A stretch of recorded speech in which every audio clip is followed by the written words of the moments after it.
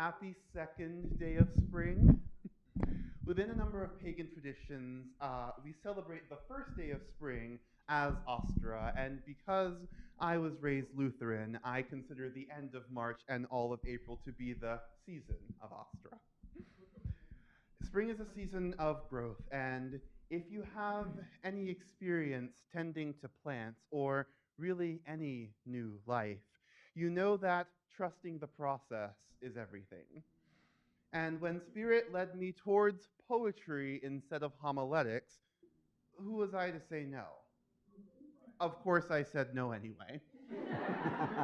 Several times, actually, but Spirit had her way in the end. C'est la vie. What follows are 7 shower thoughts.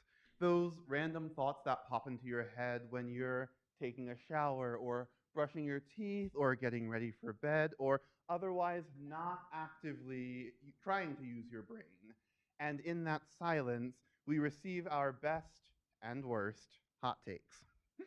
I will let you all decide which camp these 7 shower thoughts fall in and whether you resonate with some of them, all of them, or none of them.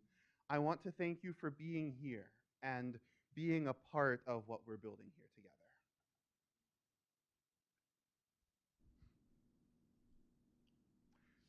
7 shower thoughts that could get someone canonized or crucified.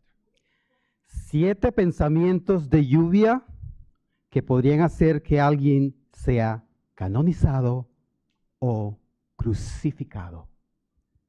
1. Fun fact, I'm writing a screenplay, and by writing, I obviously mean constantly thinking about writing in the hopes that my screenplay will write itself. And one day, when I was thinking really hard about writing my screenplay, I asked my wife which of my characters they thought I was most like. They said, all of them. There isn't a single one of your characters who doesn't at least have a small piece of you. Todos ellos. No hay uno solo de tus personajes que no tenga al menos una pequeña parte de ti. Even the villains, I asked? And they responded, if you create them, a part of you is in them. And in that moment, I wondered if that was what it meant to be created in the image of God.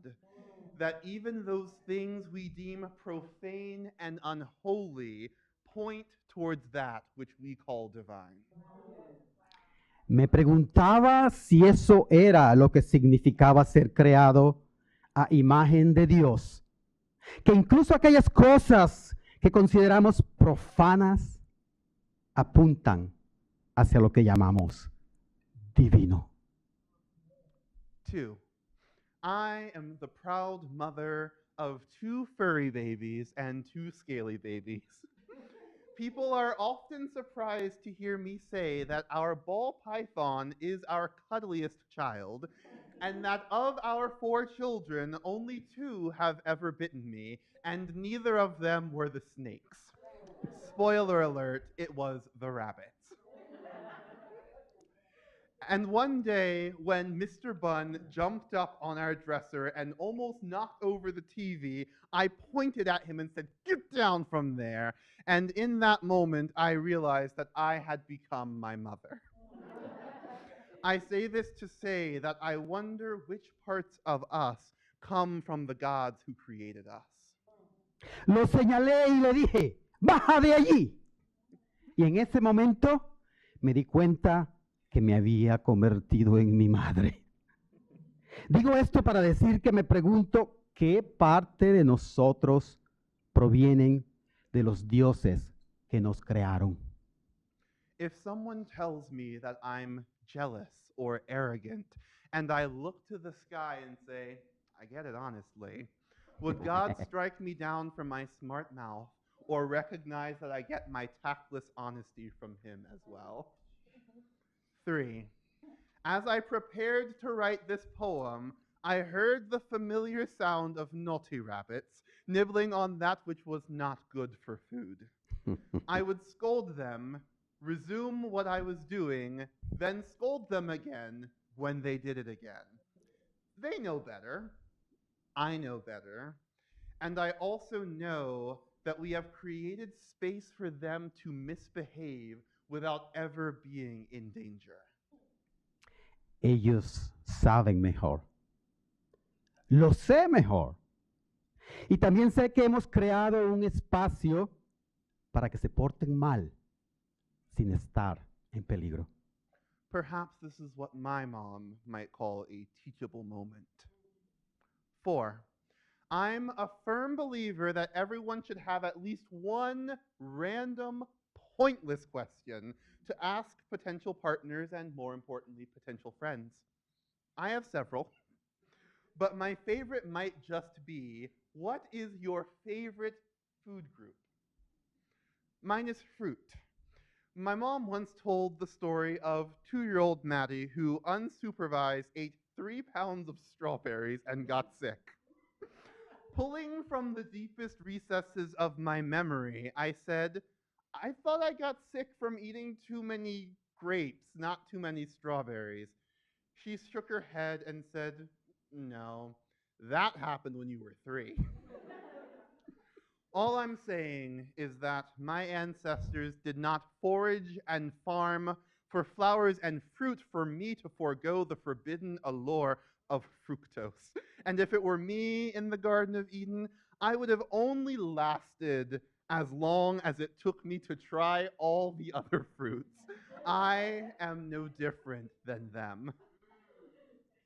Mis antepasados no buscaron ni cultivaron flores y frutas para que yo renunciara al encanto prohibido de la fructosa. Y si fuera yo en el jardín del Edén, solo habría durado el tiempo que me tomó probar todas las otras frutas. Yo no soy diferente a ellos. Qué bonito es ver la lluvia y no mojarse. How nice it is to see the rain and not get wet. Maybe that's why this story works so well. 5. What is inside us? ¿Qué hay dentro de nosotros? Within our veins is the blood of our ancestors, perfect strangers to most of us, and the reason we are all gathered here today. If I go back 10 generations, not even reaching past this nation's legacy of slavery, I will find 1,024 people whose DNA combined to create me. And yet my sister, formed by the same 1,000 ancestors, is entirely a different entity than me. She is an athlete. I can barely walk most days. She is a painter while I am a writer. She is an intelligent, empathetic educator with anxious tendencies and an inclination towards downplaying her accomplishments because she holds herself to unrealistic standards that no one expects of her but herself. And I'm nothing like that at all. You'd think after creating billions and billions of humans, the universe would run out of ideas for new humans, and yet here we are, differently different. The wildest dreams of those who came before us. Anyway, I'd like to petition to remove pride from the list of deadly sins. Nowadays, it seems like self-doubt is much more lethal. De todos modos, me gustaría solicitar que se elimine el orgullo de la lista de pecados capitales. Hoy en día parece que la duda es mucho más letal. 6. Do you ever stop to think about how the universe decided that it needed one of you? Not only are you an avatar of the divine, a lens through which God themselves can understand their own creation, but you are the only lens that is bent and scratched and curved in the exact same way as you. No solo eres un avatar de lo divino, una lente a través de la cual Dios mismo puede entender su propia creación, sino que eres la única lente que está doblada, rayada y curvada, exactamente de la misma manera que eres tú. The cracks in your glass armor refract the light of creation in ways this world has never seen, in ways that God is just now seeing for the first time through your eyes. Maybe omniscience is a communal effort. 7. There's an iconic quote from Tumblr that goes, "One day you will be face to face with whatever saw fit to let you exist in the universe, and you will have to justify the space you filled." Un día estarás cara a cara con lo que consideras oportuno para dejarte existir en el universo. Y tendrás que justificar el espacio que has llenado. And should that day come, I think I'll simply say, I am who I am. Soy quien soy. As a child, my dad would always say to me, "Do the best you can do." And I, without fail, would reply, "That's all I can do." And sometimes my best is spectacular, and sometimes my best is feeling like I'm on fire, desperately trying to put out the flames. Haz lo que mejor puedas. Y yo, sin falta, respondía. Eso es todo lo que puedo hacer. Y a veces, lo mejor de mí es espectacular. Y a veces, lo mejor es sentir que estoy en llamas, tratando desesperadamente de apagar las llamas. And yet, even on days when there is no end in sight to the burning, there is something to be said for the miracle of not being consumed by that which might immolate another.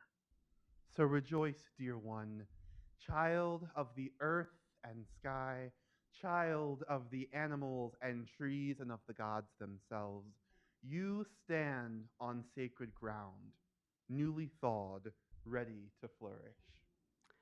Así que regocíjate, querido hijo de la tierra y del cielo, hijo de los animales y los árboles y de los dioses mismos. Estás en tierra sagrada, recién descongelada, lista para florecer. And I, for one, can't wait to see what happens next. Y yo, por mi parte, no puedo esperar a ver qué viene después. Blessed be. Amen. Amén.